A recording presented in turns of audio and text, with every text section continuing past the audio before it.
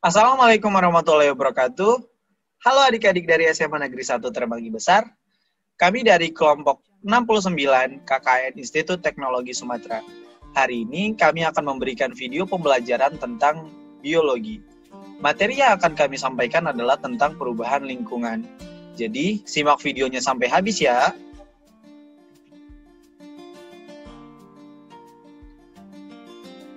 Perubahan lingkungan. Apa yang dimaksud dengan perubahan lingkungan?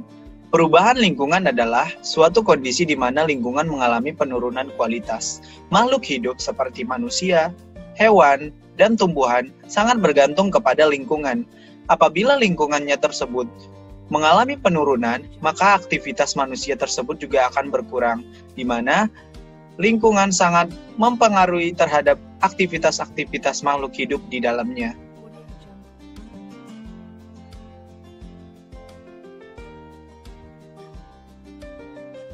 Penyebab perubahan lingkungan.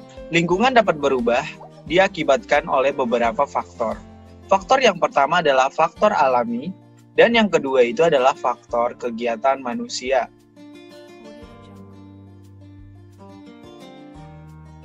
Apa saja penyebab terjadinya perubahan lingkungan? Lingkungan dapat berubah karena beberapa faktor tadi. Yang pertama itu faktor akibat bencana alam.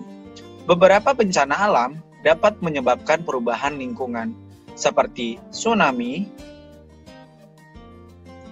angin topan, banjir, tanah longsor, gunung meletus, dan gempa bumi. Selain bencana alam, perubahan lingkungan juga dapat terjadi akibat kegiatan manusia. Beberapa kegiatan manusia seperti penebangan liar, penggunaan bahan kimia, pembukaan lahan, dan eksploitasi sumber daya alam secara berlebih dapat menyebabkan perubahan lingkungan. Dampak-dampak dari perubahan lingkungan. Seperti yang kita ketahui, perubahan lingkungan memiliki dampak-dampak sebagai berikut.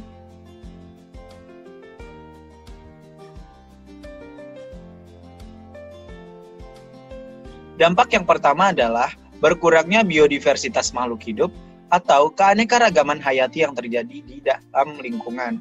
Berkurangnya daerah resapan air, efek rumah kaca, dan pencemaran dan kerusakan lingkungan. Tahukah kamu, ada beberapa tindakan manusia yang dapat menyebabkan kerusakan lingkungan. Beberapa tindakan tersebut adalah sebagai berikut. Penebangan hutan. Hutan merupakan salah satu sektor yang paling penting bagi kehidupan manusia. Hutan merupakan sumber keanekaragaman hayati dan juga hutan merupakan salah satu aspek ekonomi yang sangat penting bagi negara. Hutan menyimpan banyak sekali keanekaragaman hayati, seperti kayu. Hutan juga memiliki tanaman-tanaman langka yang bernilai ekonomis dan juga ekologis yang tinggi, seperti bunga anggrek. Bunga anggrek terdapat di Pulau Kalimantan dan juga Papua. Bunga anggrek yang sangat langka memiliki nilai ekonomis yang sangat tinggi. Hutan juga berperan penting dalam siklus hidrologi, di mana hutan memiliki peranan ini dalam menyimpan air dan juga menahan air di dalam tanah, sehingga persediaan air dapat tersedia. Penebangan hutan. Seringkali hutan ditebang secara besar-besaran, secara liar, baik oleh pengusaha dan juga warga sekitar hutan. Penebangan hutan secara besar-besaran dapat sangat berdampak bagi lingkungan, di mana jika penebangan hutan dilakukan secara besar-besaran akan menyebabkan sabuk di dalam tanah tidak dapat menyerap air hingga menyebabkan bencana alam berupa banjir dan tanah longsor. Kebakaran hutan juga dapat terjadi, di mana kebakaran hutan ini terjadi di musim kemarau, di mana juga kebakaran hutan dapat dipicu oleh pembukaan lahan pertanian, perkebunan, dan juga industri.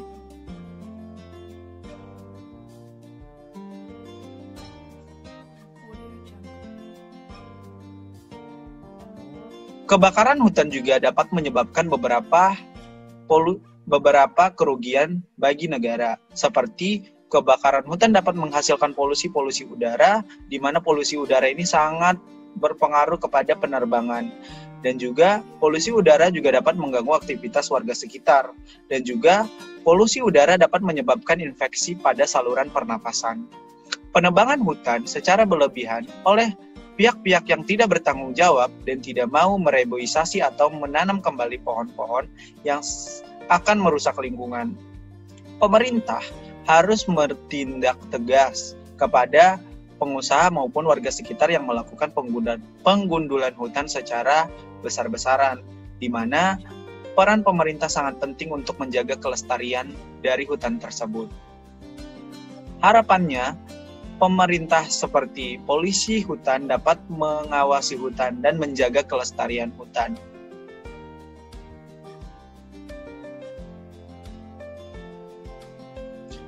Dengan bekerjasamanya kita sebagai warga dan juga pemerintah untuk menjaga lingkungan, harapannya dapat mengurangi penebangan hutan secara besar-besaran dan kita juga dapat mengurangi potensi perusakan lingkungan atau pengurangan mutu dari lingkungan tersebut.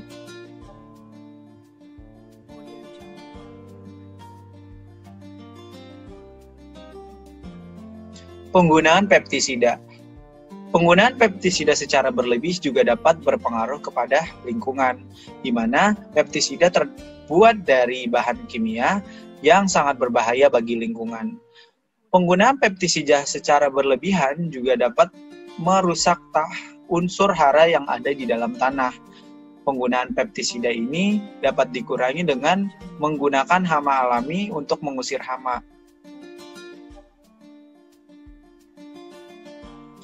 Penggunaan pestisida memiliki dampak yang sangat negatif. Di antaranya, menyebabkan kematian bagi predator hama alami, penyebab kematian mikroorganisme atau bakteri pengurai lainnya. Penyemprotan pestisida. Penyemprotan pestisida secara berlebihan kepada tanaman juga dapat mengurangi unsur hara dari tanaman tersebut, di mana tanah tidak dapat lagi menghasilkan unsur hara dan juga tanaman tidak dapat mendapatkan makanannya, sehingga tanah menjadi gersang dan juga menjadi rusak, dan mengakibatkan tanah menjadi pecah-pecah dan tidak subur lagi. Pengurangan pestisida adalah salah satu upaya kita dalam menjaga kelestarian lingkungan. Pertanian monokultur. Pertanian monokultur adalah pertanian di mana suatu lahan ditanami oleh satu tanaman saja, di mana kita tahu setiap tanaman memiliki unsur haranya masing-masing.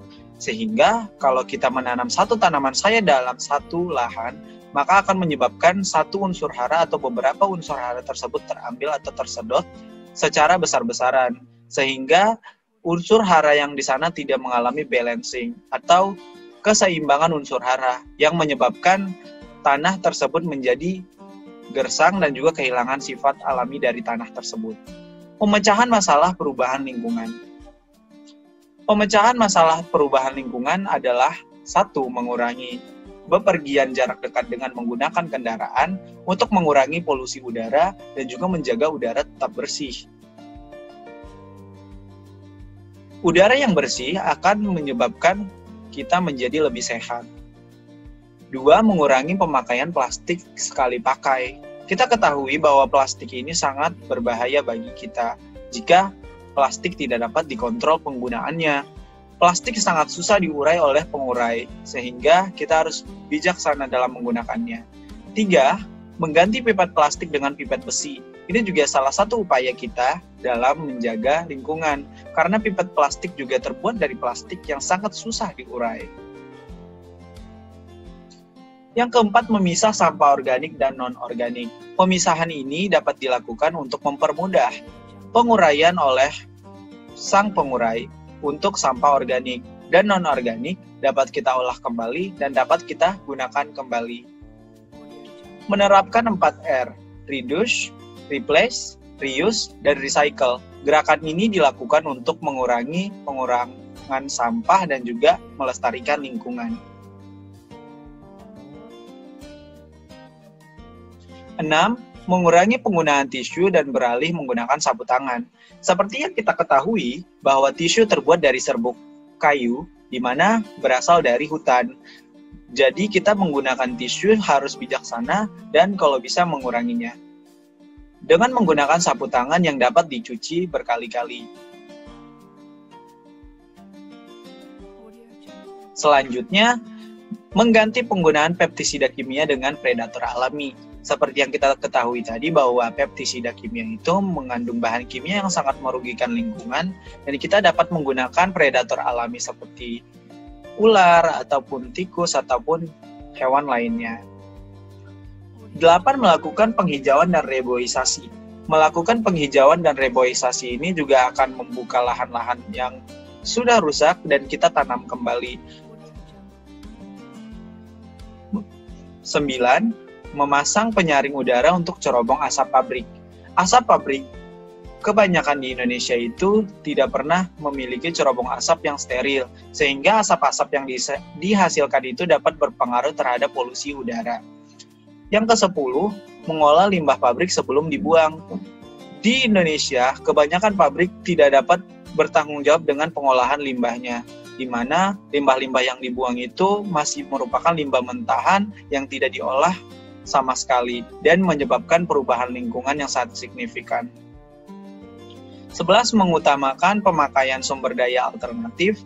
Seperti yang kita ketahui, sumber daya itu sangat terbatas. Jadi kita harus mencari sumber daya energi alternatif untuk memenuhi kebutuhan kita. 12. Melarang pelepasan uji coba nuklir di dasar lautan. Seperti yang kita ketahui, banyak nuklir yang dilepas di dasar lautan. Alasannya untuk mengurangi potensi terjadinya bencana. Namun, masih banyak makhluk hidup yang ada di lautan sana yang membutuhkan perlindungan dan juga kelestarian. 13. Pengawasan ketat di wilayah hutan yang rawan terbakar. 14. Pemerintah lebih selektif terhadap pemberian izin pembukaan industri. Jika industri terus dibuka, maka banyak lahan yang akan dipakai dan ruang terbuka hijau akan semakin sedikit, yang menyebabkan oksigen menipis, ozon menipis, dan juga daerah resapan air juga menipis. Yang ke-15, tidak menggunakan bahan peledak untuk menangkap ikan. Jadi, bahan peledak itu kebanyakan terbuat dari bahan kimia yang akan merusak terumbu karang dan juga ikan-ikan di sana, yang menyebabkan mereka tidak dapat bertahan hidup dan juga terseleksi oleh alam dan juga bahan kimia tersebut. 16. Penangkapan ikan di laut harus dibatasi, karena seperti yang kita ketahui, jika kita terus mengeksploitasi ikan-ikan yang ada di laut, maka mereka tidak dapat berkembang biak dengan baik dan juga menyebabkan kepunahan. 17. Melakukan penanaman dan pemeliharaan terumbu karang di area laut yang telah rusak. Seperti yang kita ketahui, terumbu karang merupakan salah satu penyumbang oksigen dan juga merupakan salah satu pencegah tsunami yang cukup ampuh, karena dia dapat meminimalisir terjadinya tsunami dengan memecah dari gelombang tersebut. Yang ke-18, pengolahan limbah cair yang harus disaring, diencerkan, diendapkan, dan dinetralkan sebelum dibuang ke lingkungan. Yang ke-19, menggunakan jenis mikroorganisme tertentu untuk membantu mengatasi dan menangani kerusakan lingkungan. Seperti yang kita ketahui bahwa peristiwa tumpahnya minyak di laut itu sangatlah susah untuk diselesaikan. Jadi ada beberapa mikroorganisme seperti Pseudomonas yang dapat menyaring minyak di dalam lautan. 20. Mengganti pupuk kimia dengan menggunakan mikroba tertentu untuk menyuburkan tanaman. Mengganti pupuk kimia dengan mikroba-mikroba seperti pupuk kandang, terus juga pupuk yang lain dapat membuat energi lebih baik. Terima kasih telah menyaksikan video ini dan semoga teman-teman dapat mengerti